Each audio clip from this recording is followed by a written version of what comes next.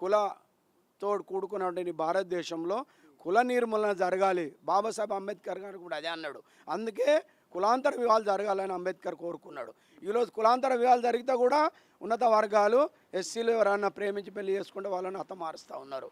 ఇలాంటి పోవాలంటే ఒక్కటే, భారతదేశంలో మోదీ గారు ముందుబడి ఈరోజు ఈ కులాన్ని పూర్తిగా రద్దు చేయాలని ఏదైతే మందకృష్ణ గారు కోరుకుంటున్నారో, మరి కులం అనేదే తీసివేయాలి మొత్తానికే. ఇప్పుడు కొంతమంది కులం లేని మతం లేని సర్టిఫికెట్లు కూడా అప్లై చేసి తీసుకుంటున్నారు. అది మొత్తం దేశంలో విస్తరింపని. అప్పుడు మనం అమెరికా లాగా, యూకే లాగా, ఆస్ట్రేలియాలా డెవలప్ అవుతుంది భారతదేశం, కులరహిత దేశంగా మారుతుంది. నేను ఒకటే విజ్ఞప్తి చేస్తున్న ఈ సందర్భంగా మందకృష్ణ గారికి, మీరు దీన్ని ఎజెండాను తీసుకోండి. భారతదేశంలో మోడీ గారు మీకు చాలా దగ్గర అత్యున్నతమైన మరి నాయకుడు కాబట్టి, మీకు దగ్గర కాబట్టి ఈ ఎజెండాను తీసుకోండి.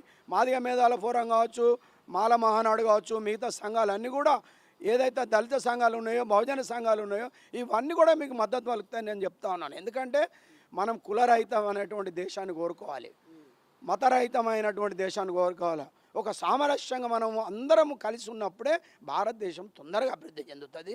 ఇంత ఈరోజు ఒక ఆర్టిఫిషియల్ ఇంటెలిజెన్స్ వచ్చి ఏఐ కాలంలో కూడా ఇంకా కులాలతోటి కొట్లాడకుండా నువ్వు అక్కడే ఉంటే నీ దేశం ఎప్పుడు డెవలప్ అవుతుంది, నీ నిరుద్యోగం ఎప్పుడు పోతుంది, నీకు ఇంకా మిగతా విషయాలు ఏదైతే ఆర్థిక అభివృద్ధి కావచ్చు మిగతా ఎప్పుడైతే